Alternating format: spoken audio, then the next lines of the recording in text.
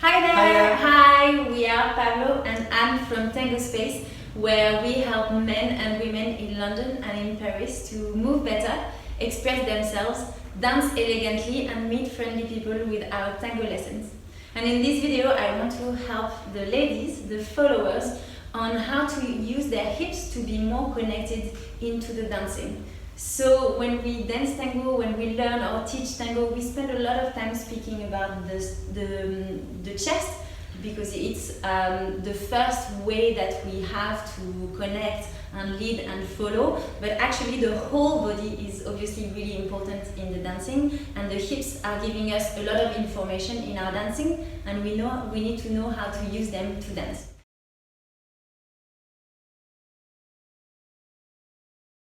So the first thing to understand is that you want to always keep the same distance between your hips. So here, when you start dancing, you want to imagine that you have two little metal rods here in front of your hips, the bones of your hips, that are joining his hips, and then this distance cannot move, so you cannot go here, like this. Boom. Yes? If we start here, we finish here. So we show you in the walk. Same distance, same distance, same distance, same distance. If we don't keep the same distance, it will look something like this.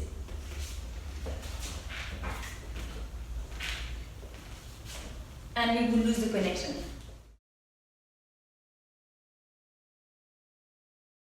Now, the second thing to understand that is very important is that your hips have two positions only. Either they are parallel to your leader's hip, or they are perpendicular to your leader's hip, so a 90 degrees angle. We are never a little bit diagonal to him, or a little bit diagonal here, or a little bit here, or a little bit diagonal here.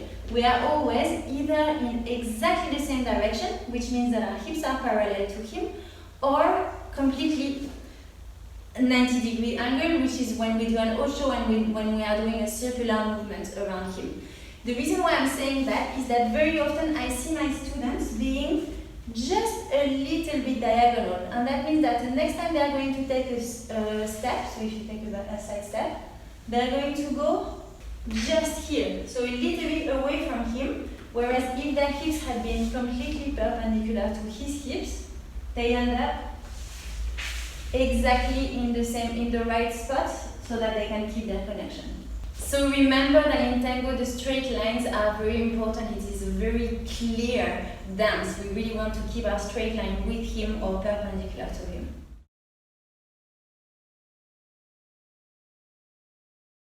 And the tip number 3 that I want to invite you to do is to really walk below your hips. So all of your forward and back steps, you want to have them really just below your hips. I sometimes see some dancers, some students going a little bit here, so opening the hip. If you do that, maybe one step is going to be okay, but you're going to go a little bit, instead of going exactly where he's inviting you to do, which is behind, you're going to go a little bit to the side, and then again a little bit to the side. And you are going to change the direction of his dancing and your dancing. So you really want to think that when you are walking, whether it's a forward step or a back step, that you want to bring your hip, your thighs just below your hip and transfer just below your hip.